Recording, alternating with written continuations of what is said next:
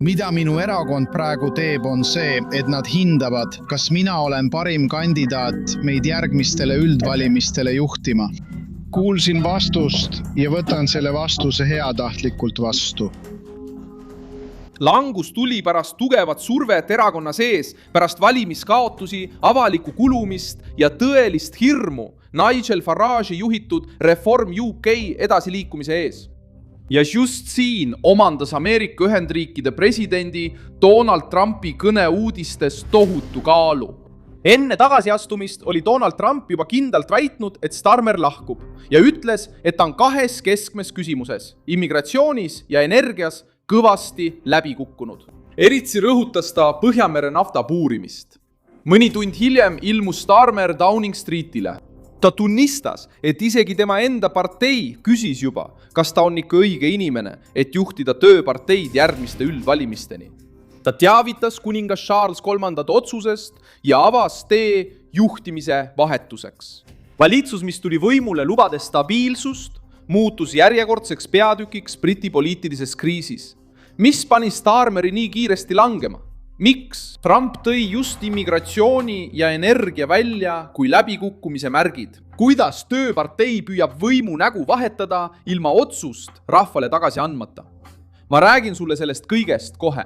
Kui sulle meeldib selline otsekohene ja aus sisu, siis kaalu tellimist, sest siin on iga päev selliseid videoid. Starmer tegi selle teadaande Londoni Downing Streeti 10. maja ees, Briti võimu keskuses. Ta teatas, et astub tööpartei juhi kohalt tagasi ja jääb ametisse kuni järglase valimiseni, püüdes lahkumist esitleda kui korraldatud üleminekut. Kuid poliitiline reaalsus on tema jaoks karm. Vähem kui 2 aastat pärast valitsusse jõudmist suure võiduga polnud peaministril enam piisavalt jõudu isegi oma fraktsioonis jätkamiseks. Kulumine ei tekkinud ühest ainsast juhtumist. Starmer oli kogunud kaotusi, kriitikat ja autoriteedi kaotust. Tööpartei kannatas selle tagajärgede all ja halvad tulemused kohalikel valimistel.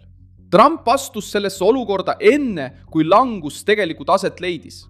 Truth Socialis tehtud postituses väitis Ameerika Ühendriikide president, et Keir Starmer astub tagasi Ühendkuningriigi peaministri ametikohalt. See lause muutus omamoodi poliitiliseks templiks ajal, mil Starmer püüdis püsti jääda.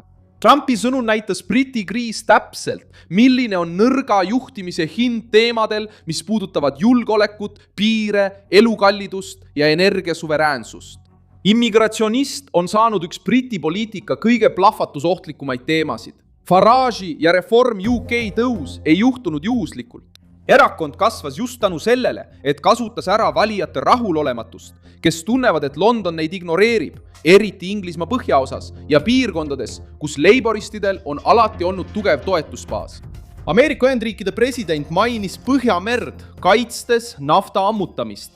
See on otsene kriitika piirangute teele, kiirendatud rohepöördele ja energiasõltuvusele, mille Suurbritannia poliitika osa on viimastel aastatel omaks võtnud. Starmer püüdis lahkuda väärikalt kõneledes. Ta ütles, et kõik otsused tehti, pannes Ühendkuningriigi esikohale. Ta kinnitas, et võttis oma partei vastuse heatahtlikult vastu ja lubas toetada seda, kes pärast teda ametisse astub. Ta ütles ka, et uue juhi nimetamise protsess avatakse 9. juulil ning vajadusel peaks uus juht olema ametis enne parlamendi naasmist septembris, kui toimub võistlus. Kui tõelist konkurentsi ei ole, võib vahetus toimuda varem, juba juulis. Kõige olulisem samm oli teavitada kuningas Charles III. Briti parlamentaarses süsteemis ei vali peaministrit otse valija nagu presidendi valimistel. Enamusega partei juht alamkojas moodustab valitsuse. Vahetus ei toimu sellepärast, et valitsusel oleks mugav. Vahetus toimub sellepärast, et surve muutus talumatuks.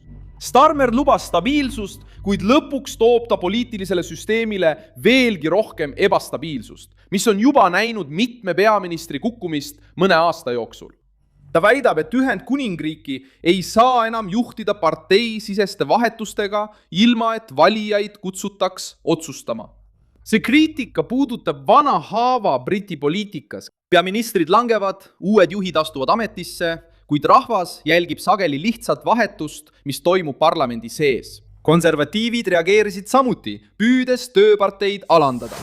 Opositsioon avaldas töökuulutuse stiilis video peaministri ametikohale, pilgates vaba kohta ja öeldes, et tööpartei otsib kedagi, kes juhiks kriisis valitsust.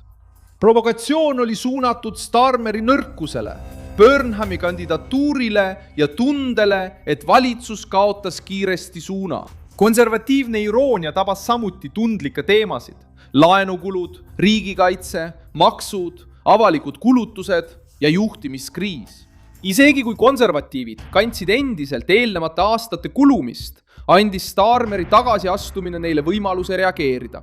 Kasutatud väide on, et tööpartei lubas pädevust, kuid tõi poliitilise kaose. Euroopa Liit sattus samuti kriisi mõjude alla. Pärast tagasiastumise teadet hakkas Brüssel uuesti hindama Ühendkuningriigiga juuliks kavandatud tippkohtumise toimumist. Suurbritannia ja Euroopa Liidu suhted olid üks valdkondadest, kus Starmer püüdis näidata diplomaatilist ülesehitamist. Kuid tema lahkumine tekitab kahtlusi selle lähenemise tempo suhtes ja selles, mida Burnham võimul teeks. See punkt on oluline, sest osa Briti paremtiivast vaatab igasugust liigset lähenemist Euroopa Liidule umbusuga. Valijate jaoks, kes toetasid 2016 aastal Brexiti, kõlab mõte sellest, et London hakkab taas Brüsseli plaanidega kohanema suveräänsuse tagasiminekuna. Starmerit on kriitikud juba süüdistanud selles, et ta viib Ühendkuningriigi liiga lähedale Euroopa Liidule. Burnham, kui ta ametisse astub, peab tõenäoliselt silmitsi seisma sama survega. Briti natsionalistlikus leeris on samuti tekkinud paralleelsed lõhed. Liikumine Restore Britain näis olevat lõhenenud pärast Rupert Louis avaldusi ja Charlie Daunce'i sõnavõtte immigratsiooni ja Euroopa Liidu teemal. Noe püüdis parteid eemaldada etnonatsionalistlikest suundadest ning ütles, et toetab kontrollitud immigratsiooni, mitte ei ole kogu immigratsiooni vastu. Uudistes kajastati ka juhtide, rahvusvaheliste liidrite ja poliitikute reaktsioone, kes püüdsid Starmeri lahkumist käsitleda diplomaatiliste kiidusõnadega. Ursula von der Leyen tänas teda tema rolli eest Euroopa ja Ukraina julgeolekus. Tööparteid juhid kiitsid tema teekonda, meenutades 2024 aasta võitu ja partei ülesehitamist pärast varasemaid kaotusi. Kuid need kiidusõnad ei varja keskset fakti. Langus paljastab tohutu vastuolu. Tööpartei tuli võimule, lubades stabiilsus. Nüüd, vähem kui 2 aastat hiljem, näeb Ühendkuningriik taas peaministri vahetust. Trump oli juba nimetanud kriisi läbikukkumiseks rände- ja energiapoliitikas. Euroopa Liit arvutab oma päevakava ümber. Konservatiivid tüüavad muuta vaba koha avalikuks alanduseks. Ja Ühendkuningriik astub taas võimuvõitlusse, ilma et valija oleks kohe kutsutud valitsuse tuleviku üle otsustama. Praegu on olukord ülemineku, nõudmiste ja võitluse aeg. Starmer jääb veel mõneks nädalaks ajutiseks peaministriks, kuid poliitiline võim on juba mujale liikunud. Mina olen Milson Alves, rahvusvaheliste suhete ekspert ja minu eesmärk on hoida sind iga päev tõepäraselt hästi kursis. Uudiste lingid leiad videokirjeldusest. Pane sellele videole like, telli kanal ja vaata lõpus kommentaare, et olla veelgi paremini seotud Milson Alvese kogukonnaga.